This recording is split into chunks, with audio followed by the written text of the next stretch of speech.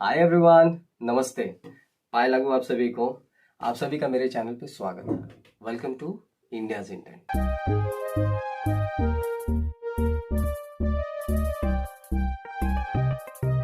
इस वीडियो में हम जानेंगे कि 2022-2023 में यूएन और दुनिया कहाँ है एंड इंडिया कहाँ पे है, और हमें एज एन इंडियन क्या समझना चाहिए और भविष्य में हमारी भागीदारी क्या होगी, और यूएन कहाँ कहाँ फेल हुआ है, उसको क्या क्या चैलेंजेस फेस करने पड़ते हैं on day to day basis. और उसके अलावा हम ये भी कंपेयर करेंगे कि इंडिया की ज़रूरत क्यों है यूएन को और वर्ल्ड को इंडिया की लीडरशिप के लिए। And will end up the video by my personal input on the topic. अब सीखते हैं यूएनओ के बारे में। अगर आप खंगालने की कोशिश करेंगे ओवर इंटरनेट, और if you visit the website of United Nations, it is an international organization which was made to maintain international peace, security, to build a friendly kind of behavior with the other countries, और उसके अलावा मानव अधिकार का उल्लंघन ना हो। इस वजह से तो बेसिकली अगर मोटा मोटी हिंदी में समझा जाए तो यूएनओ एक अंतर्राष्ट्रीय तरीके का पंचायत है, राइट। पंचायत है जिसमें विश्व की हर एक समस्याओं को लेके जाया जाता है और वहाँ पे वहाँ से निदान मिल जाता है। पंचायत में अगर हम जाते हैं, है ना, तो अलग अलग प्रकार के इश्यूज होते हैं, अलग अलग कंप्लेंट्स होते हैं। सो अकॉर्डिंगली यहाँ यूनाइटेड नेशंस ने भी इसीलिए अपने उस कार्य को कंप्लीट करने के लिए, on to have the work done efficiently, what they have done is they have divided their bodies into 6 different parts. तो उन्होंने 6 अलग अलग भाग में अपने आप को डिवाइड कर रखा। मेन बॉडीज हैं जिसमें यूएन ने डिवाइड कर रखा है अपने अलग अलग प्रकार के इश्यूज को हैंडल करने के लिए या फिर उसके समाधान के लिए। होता है इकोनॉमिक एंड सोशल काउंसिल में आर्थिक व्यवस्था को लेके या फिर सामाजिक कोई भी इश्यूज रहता है तो वो इकोनॉमिक एंड सोशल काउंसिल संभालता है। सेक्रेटेरिएट बहुत ही इंपॉर्टेंट भाग है यूएन का। पेपर वर्क हुआ, कोई भी डिसीजंस अगर कोई भी बॉडी लेती है तो उसको कॉन्क्रीट करने के लिए, पक्का करने के लिए पेपर वर्क होता है। So which is taken care by the secretariat. तो ऐसा होता है कि किसी देश में कोई समस्या चल रही है, कहीं पे तानाशाही आने वाला है और कहीं पे डेमोक्रेसी चल नहीं पा रही है। So in that case what united nation does is इस डिपार्टमेंट को अप्लाई करते हैं, और वो उस देश में अगर राजनीतिक स्थिरता नहीं है तो वो यूएन की बॉडी को वहाँ पे प्रेजेंट करते हैं और लेके जाते हैं और अपने रूल्स एंड रेगुलेशन से उस कंट्री के प्रॉब्लम को सॉल्व करने की कोशिश करते हैं। जैसे कि अगर बिल्कुल ही तानाशाह है और अपने कंट्री के लोगों को मारते जा रहा है तो यूनाइटेड नेशंस अपने पीस कीपिंग फोर्स को वहाँ पे ले जाके अपने रूल्स एंड रेगुलेशन को अप्लाई करवाएगी। जैसे नया देश बनता है, जैसे कि अगर आज़ादी भी चाहिए तो आज़ादी दिलवाने के लिए भी ये करता है। अगर उनको किसी भी सरकार अच्छे से काम नहीं कर पा रही है तो उनको सजेशंस भी देता है, उनको आइडिया भी देता है और उनको स्टेप्स बताता है कि आपको ऐसे ऐसे अपने देश को लेके चलना है, और क्लैरिटी कर देता है basically. Then comes ICJ, international court of justice. भी कानूनी लड़ाई होती है। देखिए, कोई भी पक्ष होता है ना तो वहाँ पे कानूनी लड़ाई भी होती है लोगों के बीच में। तो कोई भी लीगल ट्रबल होता है या कानूनी तरीके की लड़ाई होती है दोनों देश के बीच में, so that is taken care by the international court of justice. General assembly भी बहुत महत्वपूर्ण पार्ट है यूनाइटेड नेशंस का, क्योंकि जनरल असेंबली में लगभग 190 मेंबर्स होते हैं। हर एक देश के एक एक मेंबर्स होते हैं और हर किसी के पास एक एक वोट होता है। तो बेसिकली कोई भी प्रॉब्लम होती है, कोई भी डिबेट होता है, कुछ भी होता है तो वो जनरल असेंबली में ही होता है। देखिए, सिक्योरिटी काउंसिल का ये जिम्मेदारी है जो कि बहुत मुख्य है। उनकी ये जिम्मेदारी है कि पूरे दुनिया भर में इंटरनेशनल पीस और सिक्योरिटी वो अश्योर करें, विच मीन्स कि पूरे दुनिया में अंतर्राष्ट्रीय स्तर पे सुरक्षा, शांति, समृद्धि सब सिक्योरिटी काउंसिल के अंडर आता है। सिक्योरिटी काउंसिल के 15 मेंबर्स होते हैं, तो 15 के 15 मेंबर्स पे एक एक वोट सबके पास रहता है। Now comes the tricky part. देखिए, इनमें से क्या है, ये 5 हो गए परमानेंट मेंबर्स, राइट, और ये जो 10 हैं ये हो गए आपके नॉन परमानेंट मेंबर्स, यूएनएससी, अगर ऐसे समझने की कोशिश करें। सो देखिए, ये जो परमानेंट मेंबर्स होते हैं ये स्थायी मेंबर्स हैं, राइट। यूनाइटेड नेशंस के स्थायी कहने का मतलब है वो कभी भी इनकी मेंबरशिप चेंज नहीं होगी। जब तक यूनाइटेड नेशन प्रैक्टिस में रहेगा तब तक ये 5 देश आपके परमानेंट मेंबर्स रहेंगे। अब आते हैं नॉन परमानेंट मेंबर्स जो कि 10 हैं। नॉन परमानेंट मेंबर्स हैं, ये हमेशा के लिए यूएनएससी में नहीं रहेंगे। इनको ये सुविधा मिलती है यूएनएससी परमानेंट मेंबर्स की तरफ से, जो कि ये बाकी के नॉन परमानेंट मेंबर्स को साइकिल बेसिस पे, जैसे कि एक दौर आता रहता है, वो परमानेंट मेंबर नहीं रह सकते पर वो मेंबर बन सकते हैं। इंडिया अभी यूएनएससी का मेंबर है, जो कि आई थिंक 22 साल के बाद मिला है, पर ये नॉन परमानेंट ही रहेगा। इनके पास कुछ वो खास बस एक ही वोट रहता है, कोई खास पावर नहीं रहता है। अब आते हैं इनके मूलतः फर्क में, मतलब परमानेंट और नॉन परमानेंट। भाई साहब ऐसा क्या फर्क क्या है? ये जो परमानेंट मेंबर्स हैं इनके पास होता है वीटो पावर। वीटो पावर अगर समझने की कोशिश किया जाए तो ये एक ऐसा पावर है सिर्फ इन 5 मेंबर्स के पास, जो अगर ये 4, जैसे कि कोई भी मेंबर है इनके पास वीटो पावर है, सबके पास एक एक वीटो पावर रहता ही है। तो जैसे कि ये जो 4 मेंबर्स हैं, अगर इन्हें समझ आया कि भविष्य में कभी भी कोई भी इशू होता है, कुछ भी होता है, तो आप इसके खिलाफ ये चारों मेंबर्स आके कोई रिजोल्यूशन पास करते हैं या कोई भी कानून पारित करने की कोशिश करते हैं, तो ये बंदे को अगर पसंद नहीं आया तो इसने वीटो पावर मार दिया। इसका मतलब कोई भी केस होता है या कोई भी रेजोल्यूशन है पारित होने वाला है, तो उस पर वीटो पावर लग जाता है और वो वहीं पे निरस्त हो। Example if I give you, so समझिए कि मैं, आप, 3, 4, 5, हम 5 लोग परमानेंट मेंबर्स हैं। मेरे पास वीटो पावर है, आपके पास भी है। यहाँ पे तो बैठे हैं एक साथ, पर हम छुट्टी हो गई, हम अपने अपने घर चले गए। तो घर चले गए, फिर से 1 साल के बाद हम मिले, तो उस दौरान अगर आपने कुछ अच्छा किया है, बुरा किया है, जो भी होता है उसका प्रभाव दुनिया पे तुरंत होता है, राइट? क्योंकि ये बड़े बड़े देशेस हैं, परमानेंट मेंबर्स हैं बेसिकली। तो जब 1 साल के बाद वापस होते हैं तो लोगों को लगता है यार कि इन्होंने बहुत गलत किया। फॉर एन एग्जाम्पल चाइना है, राइट? वो भी परमानेंट मेंबर हैं। चाइना कुछ भी करे, जब उसके खिलाफ कोई भी कानून पारित होने वाला होगा तो वो वीटो मार देगा। इसका मतलब आप कितना भी मेहनत करें, आपका कोई फायदा नहीं है, उसका वीटो पावर ही मायने रखेगा। और ये सिर्फ चाइना पे नहीं, ये हर एक परमानेंट मेंबर्स पे अप्लाई होता है। फ्रांस, यूके और रशिया, ये 5 देश जो परमानेंट मेंबर्स है यूएनएससी के, इनके पास वीटो पावर होता है। तो अब हम जानते हैं यूएन का पास्ट और प्रेजेंट, मतलब पहले क्या था जब ये बनी थी और अब क्या है। तो देखिए, आगे बढ़ने से पहले हमें एक चीज़ समझना होगा कि right now we are in 2022-2023, right? लेकिन जब यूएनओ बनी थी 1945 में, तब दुनिया बिल्कुल ही दूसरी थी। हमारे पास बहुत सारे सहूलतें हैं, right? We have cars, we have good water supply for us, we have good medical facilities almost in all the countries except few. 44-45 में countries where they were tormented by war, famine, भूखमरी थी। तो basically उस समय प्रलय का बहुत ही बड़ा प्रकोप था, हर जगह युद्ध ही युद्ध था, वर्ल्ड वॉर 2 से बस निकले ही थे। तो उस समय ये सोचा गया कि क्यों नहीं ऐसी संस्था बनाई जाए जो भविष्य में किसी भी तरीके का वर्ल्ड वॉर होने ना दे, बस उसको रोके, और अब भविष्य में समृद्धि, खुशहाली हो, प्रगति हो। और तब जाके 51 देशों के समूह ने लीग ऑफ नेशंस छोड़ यूनाइटेड नेशंस बनाई, और वे 51 मेंबर्स फाउंडिंग मेंबर्स भी कहे जाते हैं। और आपको जान के ये खुशी और दुख दोनों होगा, शुरुआत में भारत को भी परमानेंट सीट ऑफर दी गई थी, परंतु उस समय के नेतृत्व ने ये समझा कि शायद हम कोल्ड वॉर ये हमारे लिए बेहतर नहीं होगा, तो उन्होंने इस ऑफर को टर्न डाउन कर दिया और उन्होंने चीन के लिए पैरवी की कि आप चीन को बना दें परमानेंट मेंबर।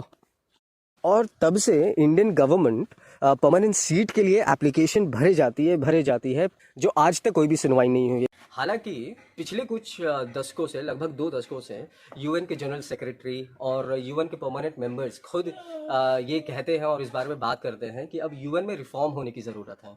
तो अब आगे बढ़ते हैं और हम जानते हैं कि इंडिया 2022 और 2023 में कहाँ है। So we are trying to understand that where do we land as a country in the year of 2022 and 2023. देखिए, मैंने पूरा प्रयास किया है कि मैं इन पॉइंट्सों में जो बहुत ही आम पॉइंट्स हैं वो ना बताऊं, बल्कि आज के समय में जो बहुत ही ज़्यादा महत्व रखता है वो पॉइंट्स आप सभी को बताऊं। तो सबसे पहले ये है कि आज के समय हमारा देश ऐसा देश बन गया है, पहला देश बना है दुनिया में, फॉरेन रेमिटेंसेस से $100 बिलियन उन्होंने कमाए हैं 1 साल में। और हमारे देश में 19,000 ऐसी भाषाएं बोली जाती हैं, जिनमें से अंग्रेजी भी एक है, इंग्लिश, और इसके रीडर 12.5 करोड़ हैं, जिनमें से जो कि लगभग सिर्फ 10% ही हमारे टोटल पॉपुलेशन का भाग है। वर्ल्ड का फार्मास्यूटिकल्स हब है इंडिया, आईटी का भी हब है इंडिया, ऐसा कोई देश नहीं है जहाँ पे information technology which is related to India और बीन फैसिलिटेटेड बाय इंडिया ना होता हो। हम विश्व के सबसे इम्पोर्टेंट और मुख्य मुख्य संस्थाओं के पार्ट ही नहीं बल्कि मेन पिलर भी हैं, जैसे कि G20, G7। हम क्वाड में रिसेंटली हम मेंबर बने हैं। SCO संघाई कॉरपोरेशन ऑर्गेनाइजेशन के भी हम मेंबर हैं। इनफैक्ट हम प्रेसिडेंसी भी है हमारे पास इस समय। I2U2 हुआ, ब्रिक्स हुआ, और चांद पे पानी भी चंद्रयान ने ही खोजा था। तो चंद्रयान के चलते हमें ये पता चला था कि चांद पे भी पानी है। हम पांचवी बड़ी इकोनॉमी है, और जो कि कुछ समय में ही हम चौथी बड़ी बन जाएंगे। ज़्यादा समय नहीं लगे। मार्स पे चले गए फर्स्ट अटेम्प्ट में। इमेजिन, हमें सीखने में, पढ़ने में, समझने में उतना ही समय लगा, but we went to the Mars at first go. हमारी आर्मी दुनिया की दूसरी सबसे बड़ी आर्मी है, लेकिन अगर पैरामिलिट्री भी उसमें इंक्लूड कर दिया जाए तो we are the strongest army in the world. हम दुनिया के सबसे शक्तिशाली सैन्य बल हैं। We will have to understand, हमें बहुत ही बारीकी से ये समझना चाहिए कि देखिए यूएन बनी थी किस कारण, है ना? तो पर आज उसका प्रभाव क्या है? 2022 में, 2023 में ऐसे क्या कारण हैं जिसकी वजह से यूएन बहुत ही ड्रास्टिकली फेल हुआ है, मिजरेबली फेल हुआ है, और क्या क्या चैलेंजेस हैं इस समय जो यूएन अपने आप को रिफॉर्म भी नहीं कर पा रहा है, उसको जानेंगे। इस समय दुनिया में रशिया और यूक्रेन की वॉर चल रही है, और ये वॉर लगभग 1 साल से चल रही है, और इसका प्रभाव ऑलमोस्ट हर एक देश पे पड़ा है। तेल के महंगाई से लेके गेहूं के निर्यात तक बहुत ही ज़्यादा प्रभाव पड़ा है। Not able to punish 26/11 attackers. अभी तक 26/11 के अटैकरों को भी कोई सज़ा नहीं मिली है, और अगर बेसिकली बताऊँ तो वो आज भी खुलेआम घूम रहे हैं। वो आज भी माइक पकड़ के तकरीर करते हैं basically. Unable to save countries like Sri Lanka, Pakistan, and other debt-trapped countries. America's involvement with NATO, their involvement in Afghanistan and in the Middle East, global warming, hunger over Africa, very, very unfair dealings with non-permanent members, genocide in Rwanda, which killed almost 1 million Tutsi minority people, Iraq oil for food program, which resulted into one of the biggest corruption ever took place in the United Nations. Corona का जो fall out हुआ था उससे भी UN ने कुछ नहीं सीखा और ना ही बंदिश लगा पाई उन सब फैक्टर्स पे जिन पे शक था कि इनकी वजह से मैकेनाइज्ड किया गया था। ये सब यूएन के फेलियर्स हैं, और ये इनके सिस्टम का खुद का फेलियर है। इंडिया ने जापान, जर्मनी और ब्राज़ील के साथ मिलकर एक समूह बनाया जिसका नाम है G4, और G4 बेसिकली एक दूसरे को परमानेंट सीट दिलाने के लिए पैरवी करती है। हम सब जानते हैं कि इंडिया और रशिया की दोस्ती कैसी है, उसकी फ्रेंडशिप कैसी है। ऐसे दोस्त हैं जो एक दूसरे के काम आए हैं बहुत ही कठिन समय में, राइट? 1971 में रशिया ने हमारी हेल्प करी थी, and we have help them regularly. और बेस्ट एग्जांपल ये है कि recently we are purchasing lots and lots of oil out of them, and which is also helping Russia to sustain. France की बात की जाए तो फ्रांस भी इंडिया के हक में है। पहले नहीं हुआ करता था, पर अब बिल्कुल भी वो इंडिया के खिलाफ नहीं जाता। इनफैक्ट रशिया ने बीच में 1-2 बार हमारे खिलाफ वोटिंग कर दी थी, बट हमें फ्रांस ने बचाया था। सो France is also a very good partner for India. America भी परमानेंट मेंबर है, और पिछले 2 दशकों में, टू बी वेरी प्रिसाइज, पिछले 1 दशक में अमेरिका और इंडिया की क्लोजनेस और उनकी टाइज बहुत ही गंभीर हुए हैं, which is very very significant. ऐसा पहले शायद ही हमने सोचा होगा कि इंडिया और अमेरिका के बीच में रिलेशनशिप्स इतने अच्छे होंगे।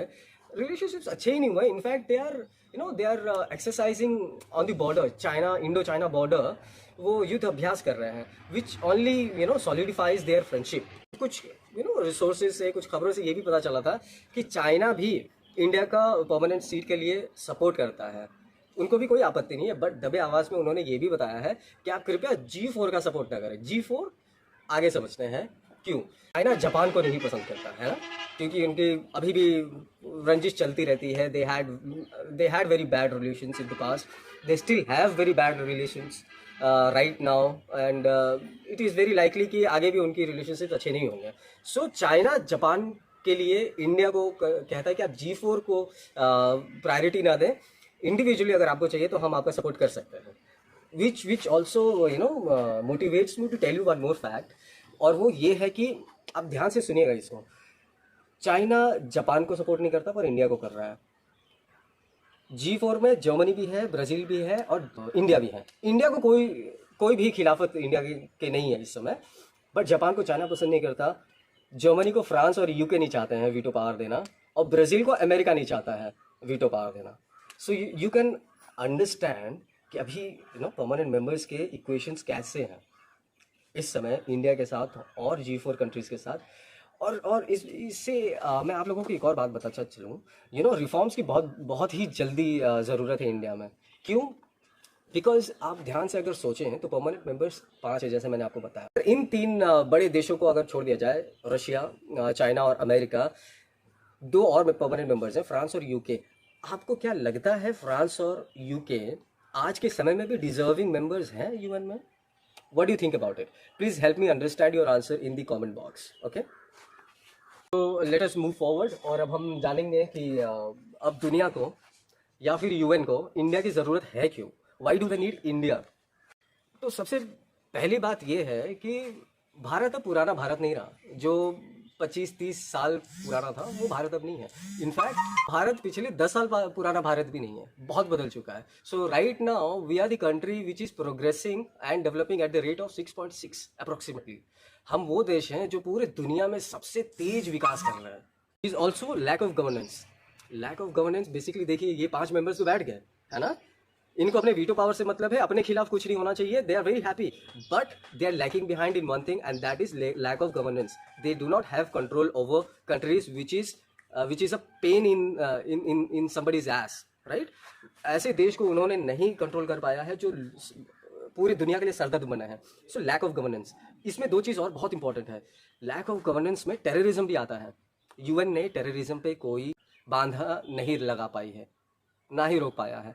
उसके अलावा cyber security is also a very big problem in today's age. Cyber attacks are happening on regular basis, हमेशा होते रहता है, बैंकों पे होता है। हाल ही में मुंबई में हुआ था।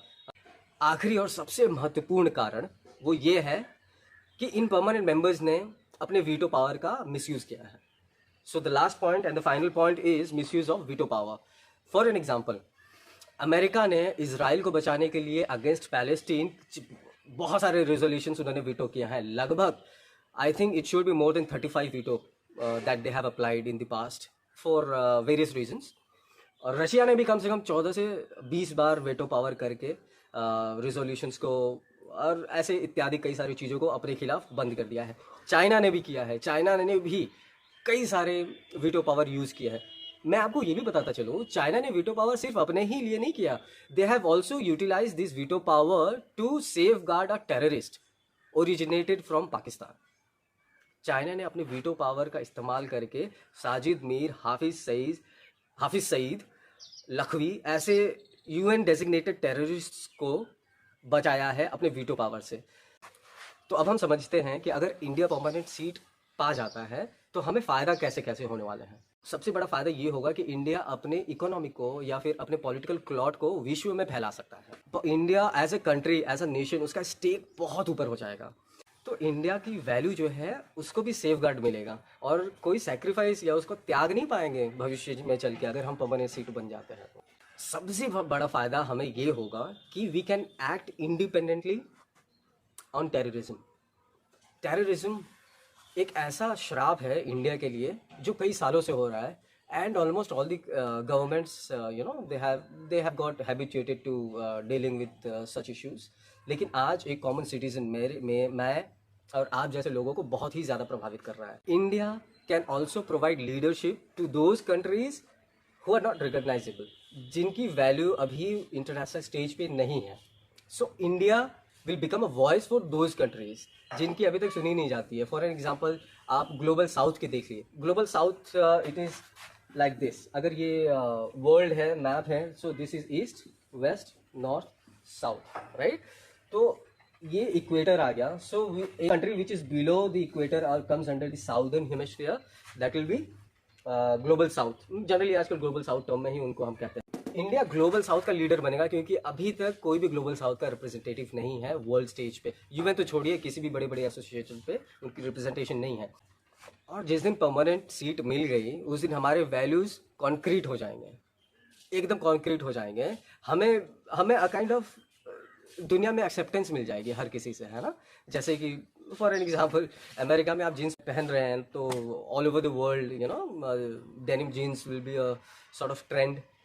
तो वैसे ही अगर परमानेंट सीट इंडिया के पास आ जाती है तो हमारी सॉफ्ट पावर टूल्स बहुत ज़्यादा है, बेसिकली इंडिया पूरे वर्ल्ड को टेक ओवर कर लेगा। देखिए, जहाँ तक मुझे लगता है तो किसी भी वर्ल्ड बॉडी या किसी भी अंतर्राष्ट्रीय स्तर के ऑर्गेनाइजेशन पे इंडिया का ना होना परमानेंट मेंबर या फिर एक स्ट्रॉन्ग पिलर के तौर पे, ये एक पूरी दुनिया का नुकसान है और वो बहुत बड़ी चीज़ें खो रही हैं। जैसे कि इंडिया रशिया से, इंडिया अमेरिका से, इंडिया फ्रांस से, इंडिया वेस्ट एशिया से, और इंडिया की अफ्रीका में भी, इंडिया की ऑस्ट्रेलिया से, और इंडिया की वेस्ट से, इंडिया की मिडिल ईस्ट से बहुत ही अच्छे रिश्ते हैं। इंडिया को सिर्फ एक बड़ी कंट्री के तौर पर नहीं माना जाता इन पूरे देशों से, बट ये भी समझा जाता है कि ये बहुत ही इंडिपेंडेंट फॉरेन थिंकिंग रहती है, फॉरेन पॉलिसी को लेके बहुत ही स्ट्रांग नेशन है। मैं चाहता हूँ कि यूएन सिस्टम ये निराधार हो जाए, because it is of no significance और it is not serving the will of the people as a whole. वो सिर्फ ऐसा लगता है कि जो P5s हैं उन्हीं के नौकर बने हुए हैं, एंड उनकी इंडिपेंडेंट कॉलिंग नहीं है वर्ल्ड स्टेज पे। पर मुझे ये भी लगता है कि ये जो नॉन परमानेंट मेंबर्स को मेंबरशिप देते हैं, एक एक वोटिंग पावर देते हैं, ये सब एक तरीके का लॉलीपॉप है, एक बच्चे को देख के भुलाया जाता है, वैसा ही है। So they are not actually willing to give us in fact they are not even willing to give anybody the veto power in the future. So they are trying their best to impose their veto power on everything which happens related to this. Whoever the concerned person listening to this or shall hear this in the future, आपको क्या लगता है कि ये पूरी दुनिया बेवकूफ़ बैठी है? सिर्फ आप P5 के ही इम्पोज करेंगे बाकी लोगों पे? और आपको क्या लगता है कि 2023 में आप अपने आप को एलिजिबल या वर्थ ऑर्गेनाइजेशन कह सकते हैं बिना इंडिया के in the year of 2022 and 2023? I would also like to know कि who is your owner, who owns you and who do you owe? P5s जिन्होंने पीस कीपर्स फोर्स को मिला के इंडिया के बराबर भी नहीं दिया है, डू दे ओन यू? और ऐसा कौन सा ऑर्गेनाइजेशन होता है दुनिया में जो 160 लोगों के जानों की आहुति ले ले एक देश से अपने इंटरनेशनल पीस और सिक्योरिटी को इम्प्लीमेंट करने के लिए, और उसी देश को परमानेंट मेंबरशिप देने के लिए आप प्रोसेस प्रोलॉन्ग कर रहे हैं? Do you think it is justified? People at the UN, you have 6 months to confirm on this. Take your time, think over this, come up with a confirmation. You are not fooling anybody anymore. मुझे लगता है कि हमारी सरकार बहुत ही सराहनीय काम कर रही है अंतर्राष्ट्रीय स्तर पे, एंड जहाँ तक कि स्थायी सदस्यता की बात है यूएनएससी में, इसके लिए भी इंडिया ने बहुत अच्छा काम किया है। पर एक मेरा सुझाव रहेगा हमारे इंडियन गवर्नमेंट को, and specifically the ministry of external affairs, Sir, you are doing a tremendous job on this, but I would suggest you to get aggressive and also be creative meanwhile. Creative in the sense, आपको अलग ideas reform के देने पड़ेंगे UN को या फिर permanent members को। जैसे कि वीटो पावर ने अभी तक बहुत ही त्रासदी दी और बहुत लोगों को सफ़र कराया है, which is very wrong, everybody accepts that. तो फ्यूचर में आप ऐसे पिच कर सकते हैं टू ऑल द नेशंस कि वीटो पावर बस एक नहीं होगा, वीटो पावर 2 कंट्री का मिला के एक वोट माना जाएगा, विच मीन्स एक अपनी मनमर्जी ना कर पाए, उसको कम से कम एक और परमानेंट मेंबर का साथ होना। जहाँ तक मैं अपने सरकार को समझता हूँ, उन्होंने ये बात की भी होगी ऑलरेडी, पर कोई सुनवाई नहीं हो रही है। आई बिलीव आप एक बात ज़रूर समझ लीजिए, और ये कि आप चाहे कोई भी हो, चाहे कोई भी फलाना ढिमका हो, आप विधायक हो या प्राइम मिनिस्टर ऑफ इंडिया हो, आप देश से ऊपर नहीं हैं और ना ही आप यहाँ के लोगों से ऊपर हैं। यूएनएससी का जो चरित्र रहा है अभी तक, और ये जो परमानेंट 5 मेंबर्स हैं, इनका जो कंट्रीब्यूशन रहा है towards the world, I don't think so कि ये किसी को भी वीटो पावर देंगे। तो गाइस, यहाँ पे हमें क्या करने की ज़रूरत है? हमें किसी पे विश्वास नहीं करना है, हम इंडियंस को सिर्फ हम पे ही विश्वास रहना चाहिए। हम 150 करोड़ होने वाले हैं। और क्या हम जानते हैं कि इस समय हम कुछ भी प्रश्न पूछें यूएन से या इन परमानेंट 5 मेंबर्स से या उनके हेड ऑफ द स्टेट से, तो हमारा प्रश्न उनके पास पहुंचेगा 1 महीने, 1 साल, 1 हफ्ते के बाद नहीं, तुरंत पहुंचेगा। We are in the world of 2022, we lead in the IT sector, we know how to utilize all these tools. समझिए मेरे भाइयों, अपने फ़ोन उठाइए, अपने फेसबुक अकाउंट पे जाइए, go to your Instagram pages, go to Twitter, tag करिए UN के मेंबर्स को, टैग करिए यूएन को, टैग करिए हर एक कंट्री के यूएन मिशन को, हुएवर इज द रिप्रेजेंटेटिव, उनको टैग करिए, ask them this questions. You are a permanent member. When are you making India a permanent member? And why are you a permanent member in 2022? Ask them this. UN से पूछें, आप 1945 में हैं या 2022 में? आप उनको महत्व देंगे या एक देश को महत्व देने का समय आ गया आपके हिसाब से, जो 150 करोड़ होने वाला है अगले 3-4 सालों में? तो गाइज, इंडियाज इंटेंट ने ये रिस्पॉन्सिबिलिटी ली है टू लीड द प्रोटेस्ट। और अकॉर्डिंग टू मी, मुझे ये लगता है कि हमें 1 साल का प्रोटेस्ट करना चाहिए, फुली फ्लेज्ड, डेडिकेटेड होकर। ये बात हमारी सरकार के हाथ से बाहर जा चुकी है, वरना हमें अभी तक कुछ ना कुछ अच्छी खबर आ चुकी होती in the month of December, but we haven't received any such news. So हमें अपने हाथ में ये चीज़ लेना पड़ेगा, हमारे सरकार को हमारी ज़रूरत, हमारे देश को हमारी ज़रूरत। तो ये प्रोटेस्ट अगले 1 साल तक हम करेंगे। फॉर द नेक्स्ट 6 months, अगले 6 महीने के लिए हम सिर्फ और सिर्फ क्वेश्चंस पूछेंगे to the UN and to the permanent members कि ये सब चल क्या रहा है। अगर परमानेंट मेंबर आप हैं तो क्यों हैं, और हम हैं नहीं हैं तो हम क्यों नहीं हैं इस समय। 6 महीने तक हम ये पूछेंगे। बट गाइज, मेरा रिक्वेस्ट रहेगा, आपका एटीट्यूड थोड़ा सा अग्रेसिव हो, परंतु आप किसी को भी दुख ना पहुंचाएं। Don't get into an argument, don't offend people, be reasonable, be a seeker, ask them questions, ask them why is this happening। पर जैसे 6 महीना हुआ और हमें यह महसूस हुआ कि वर्ल्ड इज नॉट बजिंग, उनके कान पे कोई मक्खी नहीं चल रही है, तो अगले हम उसके 3 महीने में प्रोटेस्ट करेंगे, which will be a silent protest. हम सिर्फ अपना सर झुकाएंगे, खड़े होंगे और प्रोटेस्ट करेंगे 1 मिनट के लिए। This is what we can do. और उसके बाद का 3 महीना अगर ये फिर भी नहीं सुनते हैं, let us keep it as a surprise. इसको हम सरप्राइज रखते हैं कि हम लास्ट के 3 महीने क्या करेंगे। थोड़ा उन्हें भी तो पता चले, कब तक चलेगा ये, क्यों चलेगा ये। हम 150 करोड़ होने वाले हैं। ये यूएन क्या हम सबको बेवकूफ समझता है? Do they think we all are fool? Why are we fool? भैया हम इंडियंस हैं, धागा खोल के रख देंगे, धागा 2023 में। Guys, take good care. Over and out from Santosh Ranjan, India's intent.